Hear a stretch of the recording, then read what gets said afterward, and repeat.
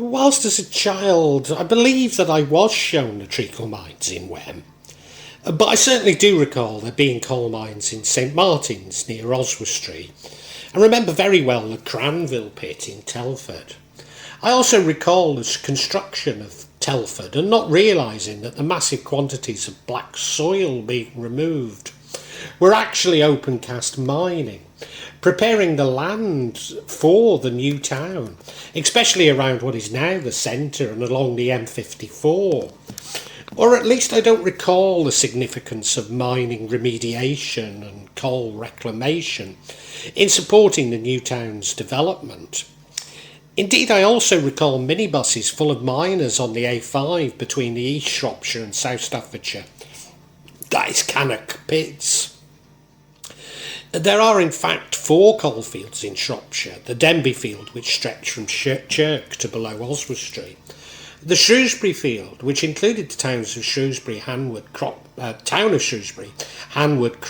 Condover, Leebotwood, Pontesbury and Westbury; the Coalbrookdale field, which focused on Arleston, Dawley and Madeley but ran to Oakengates; the South Shropshire field around Highley and the Clee Hill, but running into the Wyre Forest. At its peak in 1871, the Shropshire coalfield was producing 1.37 million tonnes per annum. Indeed, prior to this, Shropshire had been the second most important coal mining area in Britain. This vlog focuses on Telford, having already issued a separate one for what is now the Shropshire Unitary Authority.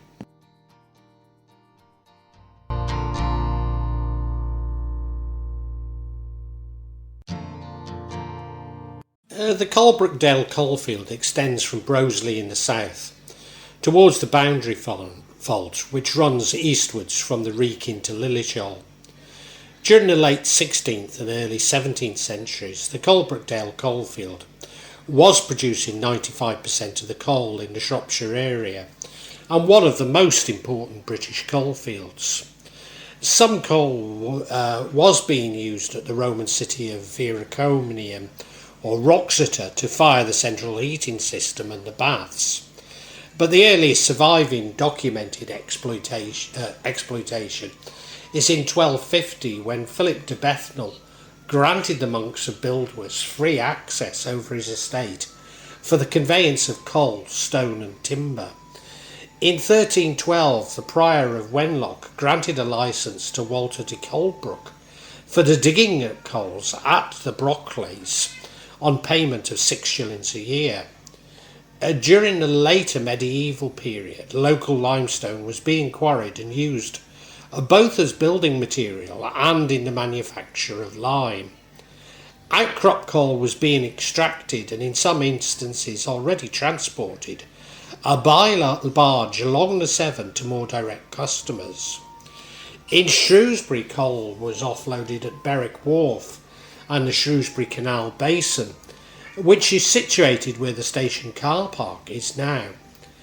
By the early 16th century, iron was being produced at a number of bloomery or smelting furnaces around the area, and local clays were being used for tile and pottery manufacture, such as Cawley and Craven Dunhill.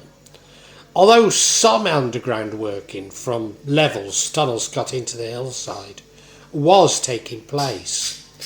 Madeley coal was being shipped to Worcester by the late 16th century, with the potteries being a major customer.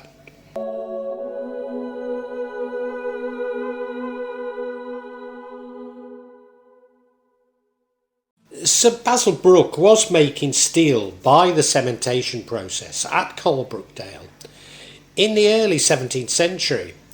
The first steam engine used to drain a mine in Madeley was at the Lloyds in 1719 and was soon followed by steam winding engines. By 1800, more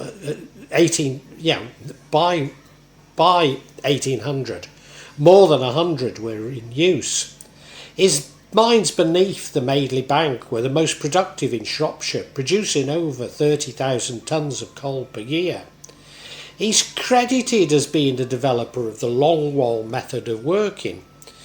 As the name implies, it works the seam as a long wall, rather than a pillar and small stall. The long wall enables an overseer of mining operations, and this led to the chartermaster system, or known as butty masters in the East Midlands, effectively subcontracting human resource management and industrial relations to a labour aristocracy, thus greatly reduced the potential for worker solidarity and industrial unrest. Being a royalist and a Catholic, his mines attracted the attention of the parliamentarians. In 1645, the mines fell to the parliamentarians, who let them to Richard Foley and then to Edward Claude. By the time Claude took over, they'd fallen into decay, and he started restoring them to their former glory. At least one blast furnace was operating in the middle of the 17th century. Around the same time, the tunnels of the Madeley Bank and River were said to have been producing 30,000 tonnes of minerals per year, and much of it was being loaded onto boats at the wharf downstream of the shallows near Bedlam around the Lloyds. Some of these tunnels were said to extend more than 1,000 metres beneath the Madeley Bank.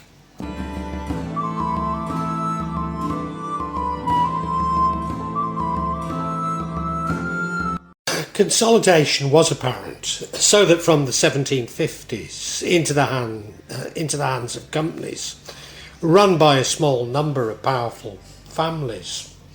Of these, the Fosters, Reynolds and the Anstis family were perhaps the most significant owners, as the Anstises were owners of the Madeley Wood Company, and many of these mine owners saw their role as extending beyond that of mere employer of labour, and played an important part in the life of the local community. Control of most of the main mines in Madeley had passed to the Madeley Wood Company Partnership.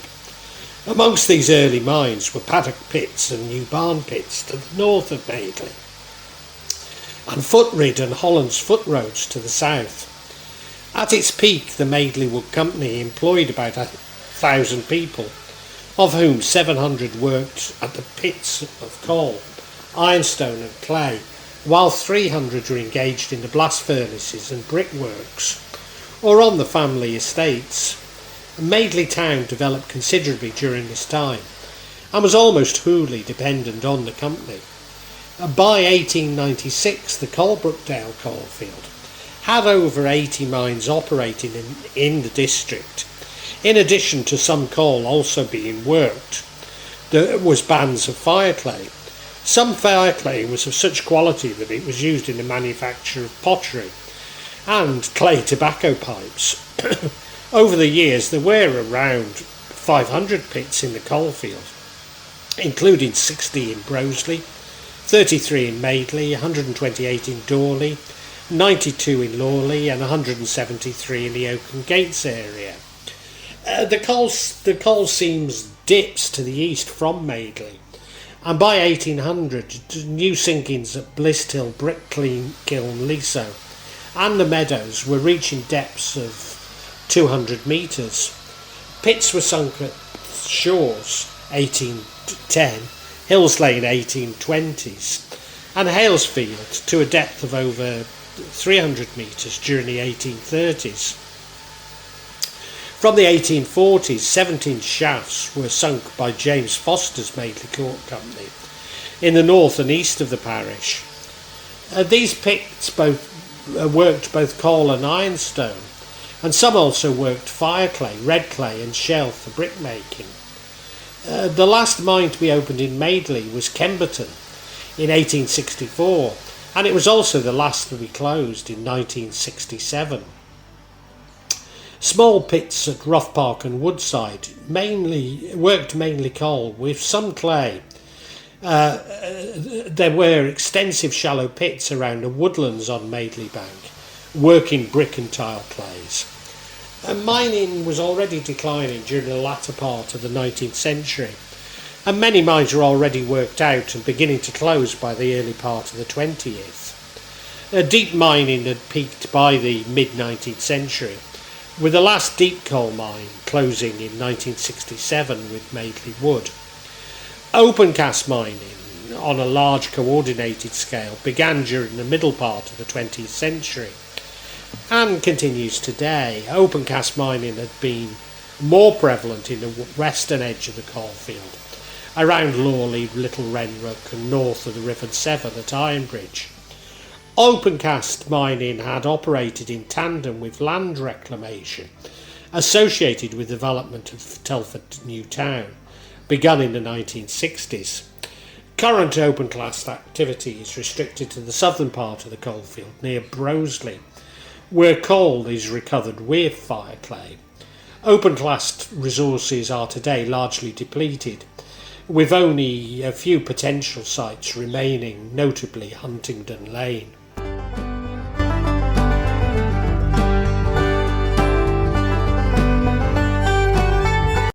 Most of the Madeley pits had at least two shafts or added tunnel level entrances. Many were highly innovative in their methods of working, and as they were very unusual in as much as they produced a wide range of useful materials. And in fact it was this wide range of useful materials and their innovative methods that really sparked the Industrial Revolution in the Ironbridge Gorge. In later years, the channel coal produced in the area was used for the manufacture of gas. Most workers started their shifts between 5 and 6 and worked a 12-hour day. It was usual to work 6 days a week, with days off on Sunday and holy days. After a breakfast of bread and milk or porridge, they would walk often several miles to the pit head. Underground workers were transported down the shaft and then had to walk to the coalface along narrow, unlit roadways. On reaching the coalface, the collier worked in an area no higher than the seam, which was often less than 60 centimetres, by a single candle. The coal was shovelled into large baskets or small carts, which were then pulled and pushed on to the bottom of the shaft. This was sometimes done by older children, although ponies might have been used for parts of the journey where space permitted. Few colliers reached the age of 30 without suffering respiratory problems. In the 1840s, it was accepted that it was rare for them to live beyond their early 50s. Although the Coalbrookdale coalfield did not have big mining disasters, nevertheless thousands of lives were still lost in individual accidents, as working in any mine was inherently dangerous. Nevertheless, at the Brickkiln Leso pit in Madeley in 1864, 9 men and boys died when a hoist failed. Their grave can still be seen at St Michael's Church in Madeley.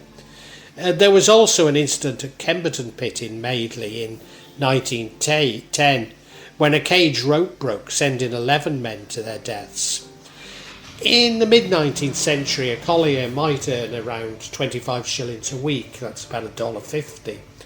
Older children between 5 and 12 shillings a week, that's between 20 and 60 cents. And a little trapper around 6pence, that's around 3 cents a day, while the women employed as sorters at the pit head received about 8 shillings, that's about $1 a week.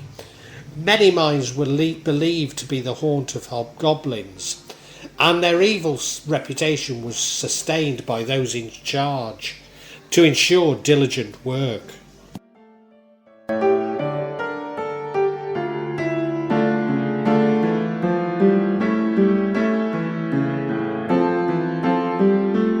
There had been workings in the Lillishall area from 1764 by the Earl Gower and Company estates. This was owned by the Duke of Sutherland, George Leveson Gower, the second Marquis of Stafford, who was at the time the richest man in Europe and best known for his part in the Highland clearances. In fact, it was he that also owned Trentham Gardens, or what is now called Trentham Gardens, near Stoke-on-Trent.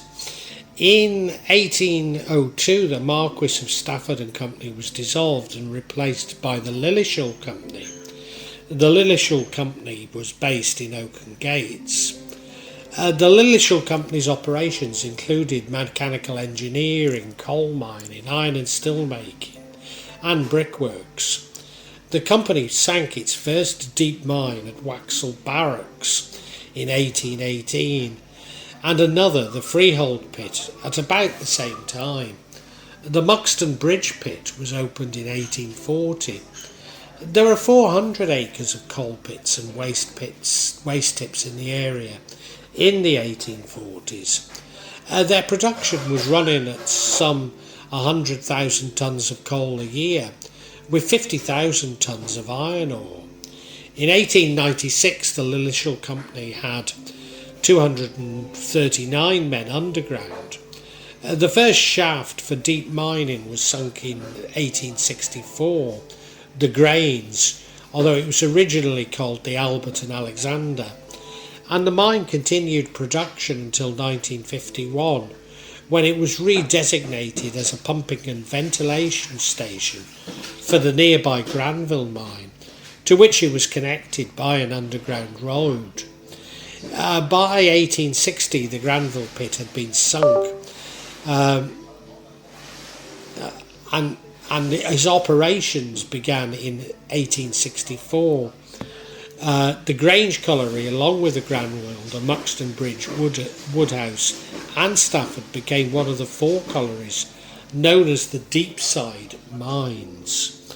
From the late 18th and 19th century, coal mining gradually declined.